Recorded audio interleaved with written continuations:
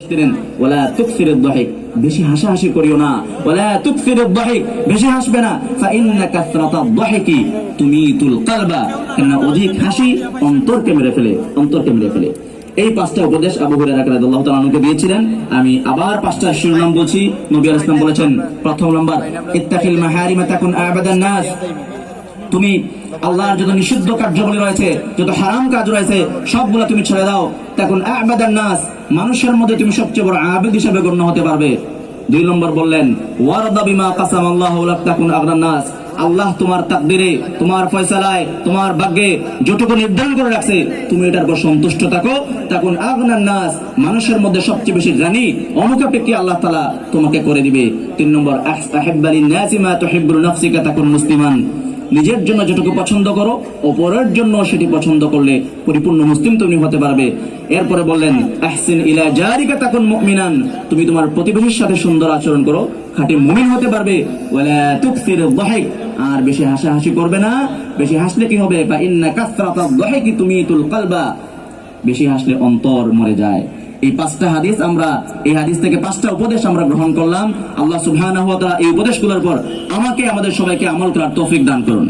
আমরা সবাই এই নিয়ত করে যাই যে পাঁচটা উপদেশ জানলাম এখান থেকে, যে প্রথমে বললাম দাওয়াতি কাজ করা। আমরা এক একজন দাঈ আল্লাহ, প্রথমে গিয়ে যারা এখানে বাবা আছেন, নিজের সন্তানাদিকে এই উপদেশগুলো দিবেন। যারা বিবাহিত, আপনাদের স্ত্রীকে, আপনার পরিবারের সবাইকে, যারা স্কুল কলেজ ইউনিভার্সিটি স্টুডেন্ট আছেন, নিজেদের হোস্টেলে গিয়ে, মেসে গিয়ে, বাসায় গিয়ে, যারা যেখানে পারেন, কোনো একজন আল্লাহর বান্দাকে যদি আপনি এই পাঁচটা জিনিস শিখাইতে পারেন, বলতে পারেন আপনি, তাহলে সে যদি আমল নাও করে, বলার কারণে আল্লাহ আপনাকে সদকার সওয়াব দিবেন।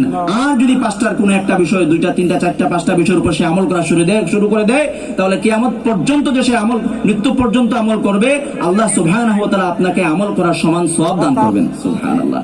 সর্বশেষ শেখ নজরুল ইসলাম হাফিজাহুল্লাহ আসছেন, উনি আলোচনা করবেন। আমি একটি আমল সবখানে যেটি বলি, আলোচনার শুরুতেই আমাদের কথা বলি, আজকে ভুলে গেছি, আমি শেষে বলেই বিদায় নিচ্ছি আপনাদের কাছ থেকে ইনশাআল্লাহ। সেটা হলো, শেখ আলোচনা রাখবেন। আমরা বিভিন্ন ওয়াজ মাহফিলে যাই, জুমার বয়ান শুনি, বিভিন্ন আলেম ওলামাদের কাছ থেকে কথাবার্তা শুনি। আমরা যখন নবী, রাসূল, মুহাম্মদ এই জাতীয় শব্দ যখন আমরা বলবো অথবা শুনবো, আমরা যেন মুখ দিয়ে অভ্যাসগতভাবে চলে আসে সাল্লাল্লাহু আলাইহি ওয়াসাল্লাম। নবীর নাম শুনে যদি দুরূদ শরীফ আমরা না পড়ি, আমরা কিন্তু নবীর বদদুয়ার অংশীদার হয়ে যাচ্ছি। তিনি বলেন, ইমান ফুরাজুলিন যুকিরতু ইনদাহু ফালাম ইউসাল্লি আলাইহি।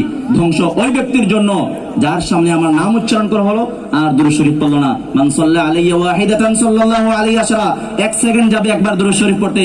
এই এক সেকেন্ড সময় ব্যয় করে যদি একবার সাল্লাল্লাহু আলাইহি ওয়াসাল্লাম এটুকু অংশ বলে, সহিহ বুখারীর হাদিস, নবী আলাইহিস সালাম বলেন, মান সাল্লা আলাইহি ওয়াহিদাতান সাল্লাল্লাহু আলাইহি আশরা, যে ব্যক্তি একবার দুরূদ শরীফ পাঠ করবে, তো আল্লাহ তাআলা ওই ব্যক্তির উপর 10 বার রহমত নাযিল করবেন। ওয়া হুত্তাত আনহু আশরু খাতিআতিন, সুনান আবু দাউদের হাদিস। ওই ব্যক্তির 10টা গুনাহ আল্লাহর সাথে সাথে মাফ করে দিবেন। ওয়া রুফিআত লাহু আশরু দারাজাতিন, 10টা মর্যাদা আল্লাহ তাআলা বাড়িয়ে দিবেন। সুবহানাল্লাহ। আর যে ব্যক্তি বেশি বেশি দুরূদ শরীফ পাঠ করবেন, তার দুইটা লাভ হবে। এক সাহাবীকে নবী আলাইহিস সালাম উপদেশ দিয়েছিলেন। সাহাবী নবী আলাইহিস সালামকে প্রশ্ন করেছিলেন, এই প্রশ্নের জবাবে নবী আলাইহিস সালাম তাকে উপদেশ দিয়েছিলেন, তুমি যদি বেশি বেশি দুরূদ শরীফ পড়তে পারো, তাহলে বেশি বেশি দুরূদ শরীফ পড়তে পারলে আল্লাহ সুবহানাহু ওয়া তাআলা তোমাকে দুইটা জিনিস দান করবেন।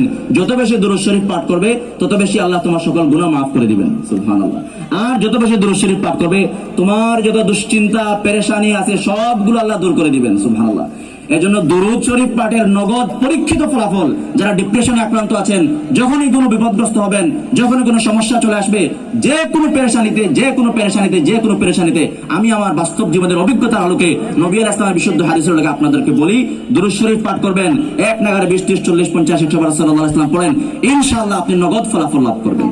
আল্লাহ সুবহানাহু ওয়া তাআলা আমাদের সবাইকে, বিশেষ করে জুমার দিন বেশি বেশি আমরা দুরূদ শরীফ পাঠ করব, অন্যকে দুরূদের দাওয়াত দিব। যে কথাগুলো বললাম, আল্লাহ সুবহানাহু